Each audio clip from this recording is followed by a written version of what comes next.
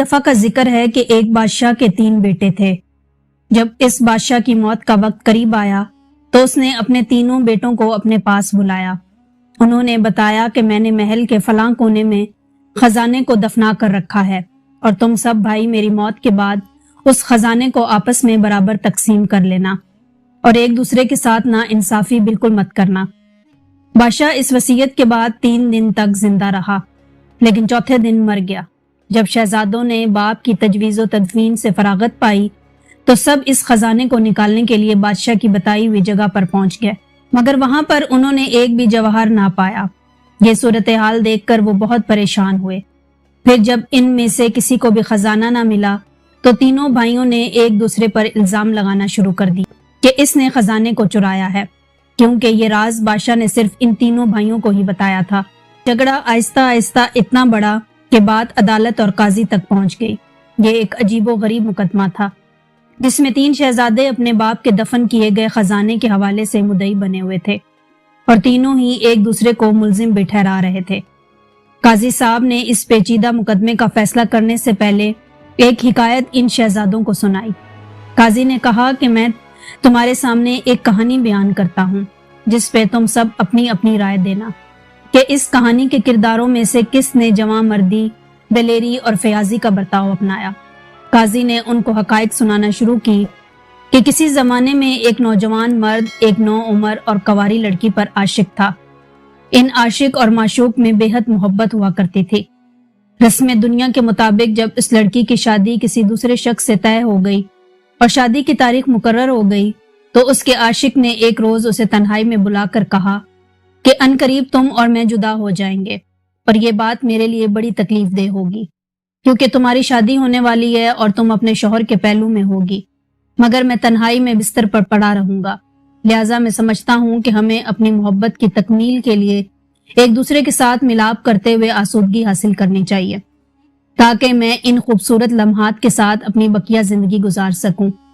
یہ سن کر اس باعصمت اور عفت لڑکی نے جواب دیا، میں شادی ہونے کے بعد بھی تیری فرما بردار رہوں گی اور میں اس بات کا عہد کرتی ہوں کہ میں اپنی شادی کی پہلی رات تیرے ساتھ ہی بسر کروں گی۔ جب اس عاشق اور معشوق کے درمیان عہد تکمیل کو پہنچ گیا تو ملاقات ختم ہوئی اور دونوں ایک دوسرے سے جدا ہو گئے۔ پھر وہ دن بھی آ گیا جب اس لڑکی کی شادی کسی اور کے ساتھ ہو گئی اور وہ اپنے شوہر کے ساتھ اس کے گھر میں چلی گئی۔ رات گہری ہوئی اور دلہا اپنی دلہن کے پاس پہنچا۔ پھر اس نے بے تابانہ انداز سے اپنی دلہن کو گلے سے لگا لیا تو لڑکی شرما کر کہنے لگی کہ یہ کیا بے صبرا پن ہے، آپ کو کس بات کی جلدی ہے، آپ ٹھہریے اور پہلے میری بات سنیے۔ اس پر شوہر نے کہا کہ میری جان خفا نہ ہو، 1 نہیں 1000 باتیں کرو۔ لڑکی نے کہا کہ آپ کو میری ایک شرط ماننا ہوگی۔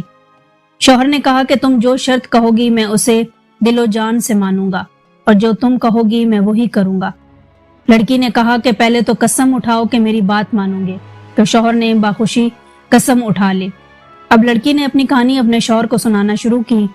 لڑکی نے کہا کہ بچپن سے ایک شخص میرا عاشق ہے، شادی سے کچھ دن پہلے میرا اس سے عہد و اقرار ہوا تھا کہ میں شادی کی پہلی رات اس کے ساتھ گزاروں گی۔ میں آپ سے اجازت لینا چاہتی ہوں کہ آپ مجھے میرے وعدے کی تکمیل کی اجازت دیں تاکہ میرا عاشق مجھے جھوٹا نہ سمجھے۔ شوہر نے اپنی بیوی کی بات بڑے غور سے سنی اور لڑکی کو وعدے کی تکمیل کی اجازت دے دی کہ جاؤ اور اپنا وعدہ وفا کر لو۔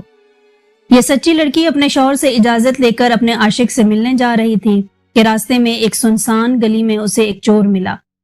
چور نے اندھیری رات میں ایک نوجوان عورت کو جو زیورات سے لدی ہوئی تھی یوں اکیلے جاتے ہوئے دیکھا تو اس کا دل خوشی کے مارے اچھلنے لگا کہ یوں اچانک بیٹھے بٹھائے اسے آسانی کے ساتھ ایک شکار مل گیا ہے جس پر وہ اپنا ہاتھ صاف کر سکتا ہے۔ جب اس چور نے اس لڑکی کے زیورات چرانے کے لیے اس کے ساتھ زبردستی کی کوشش کی تو لڑکی نے کہا کہ اے بہادر مرد، میں اپنی شادی کی پہلی رات ایک وعدے کی تکمیل کے لیے جا رہی ہوں، لہٰذا مجھے اپنا وعدہ پہلے پورا کرنے دو، پھر میں باخوشی تمہیں زیورات دے دوں گی۔ چور کو اس کی صداقت آمیز باتوں پر یقین ہو گیا۔ اس نے لڑکی سے پوچھا کہ کیسا وعدہ، جس پر اس لڑکی نے چور کو اپنے شوہر اور شادی کے حوالے سے ساری کہانی سنا دی اور دلہا سے اجازت لینے کا ذکر بھی کیا، جسے سن کر چور چونکا اور حیران ہو کر کہا، ایسی دلیرانہ فیاضی تیرے شوہر میں کہاں سے آئی؟ وہ بہت ہی اعلیٰ ظرف آدمی ہے۔ لہٰذا میں بھی تجھے جانے دیتا ہوں، بلکہ میں تمہیں خود تمہارے عاشق کے پاس چھوڑ کر آتا ہوں۔ پھر وہ چور اس لڑکی کو لے کر اس کے عاشق کے گھر پہنچا اور اس پاک دامن لڑکی کو چھوا تک نہیں۔ جب لڑکی اپنے عاشق کے پاس پہنچی تو اس نے کہا، لو میں نے اپنا وعدہ پورا کر دیا اور اپنی شادی کی پہلی رات میں تمہارے پاس آ گئی ہوں۔ عاشق بڑا خوش ہوا اور اس نے لڑکی سے سوال کیا کہ بتاؤ تم آج رات میرے گھر تک کیسے پہنچی؟ جب اس نے تمام حقیقت اور چور کے ملنے کی اور چور کے یہاں تک پہنچنے کی کہانی سنائی تو بے اختیار عاشق کی زبان سے نکلا کہ آفرین ہے اس چور پر جس نے ایسا کیا، اور مرحبا تیرے شوہر پر جس نے اجازت دی، لہٰذا میری غیرت بھی یہی تقاضا کرتی ہے کہ میں بھی ایسا ہی عمل کروں۔ یہ کہہ کر وہ عاشق اس لڑکی کے قدموں میں گر پڑا اور روتے ہوئے اسے کہا کہ آج سے تم میری منہ بولی بہن ہو اور میں تیرا بھائی ہوں، اب تم اپنے شوہر کے پاس جاؤ۔ جب یہ لڑکی اپنے عاشق کا وعدہ پورا کر کے اپنے گھر سے چلی تو چور کو اس کے دروازے پر کھڑا ہوا پایا۔ پھر اس چور نے اس حسین لڑکی کے ساتھ وہی سلوک کیا جو وہ پہلے کر چکا تھا۔ اس نے باعزت اس لڑکی کو اس کے شوہر کے گھر پہنچا دیا۔ اس پاک باز عورت نے شوہر کے پاس آ کر ساری کہانی کہی۔ پھر اس کے شوہر نے اس چور کو بڑی عزت دی۔ کہانی سنانے کے بعد قاضی صاحب نے شہزادوں سے پوچھا کہ اب تم نے معلوم کیا کہ سچائی کی بدولت کیوں کر اس کی عزت بچی اور اسے خوش نصیبی ہوئی۔ قاضی نے کہا کہ تم تینوں مجھے بتاؤ کہ تینوں یعنی عاشق، چور اور شوہر میں سے کس نے زیادہ مردانگی دکھائی؟ سب سے پہلے لڑکے نے کہا کہ اس شہزادے نے۔ قاضی نے پوچھا کہ وہ کیسے؟ بڑے لڑکے نے کہا کہ چونکہ اس نے بہت سا روپیہ خرچ کر کے اس لڑکی کو حاصل کیا تھا اور پھر اس لڑکی کی خواہش کو مقدم سمجھتے ہوئے اسے جانے کی اجازت دی، یہ کمال درجے کی جواں مردی ہے۔ دوسرے لڑکے نے کہا کہ نہیں، بلکہ عاشق کا نمبر پہلا ہے۔ اس کی وجہ یہ ہے کہ اس کی معشوقہ اس کے پہلو میں تھی، اس نے صبر ضبط کیا اور اسے ہاتھ تک نہ لگایا، بھلا اس سے بڑھ کر دلیری اور جواں مردی کیا ہو سکتی ہے؟ پھر سب سے چھوٹا بیٹا بولا، ایسا نہیں ہے، بلکہ قابل تعریف تو وہ چور ہے جو کسی انسان کو اپنے فائدے کے لیے جان سے مارنے کو بھی دریغ نہیں کرتا، کبھی اس پر رحم نہیں کرتا۔ اگر وہ اس موقع کو ہاتھ سے جانے دیتا تو اس سے بڑھ کر صبر اور فیاضی کیا ہوگی؟ لہذا ہمت اور جواں مردی اسی کو کہتے ہیں۔ قاضی نے ان تینوں کی باتیں سن کر سب سے چھوٹے لڑکے سے کہا کہ تم ہی مجرم ہو، تم ہی نے اس خزانے کو چرایا ہے، کیونکہ عاشق نے عاشق کی تعریف کی اور اعتبار نے اعتبار کی تعریف کی، جبکہ چور نے چور کی تعریف کی۔ پھر مزید تحقیقات سے ثابت ہوا کہ چھوٹے شہزادے نے ہی اس خزانے پر ہاتھ صاف کیا تھا۔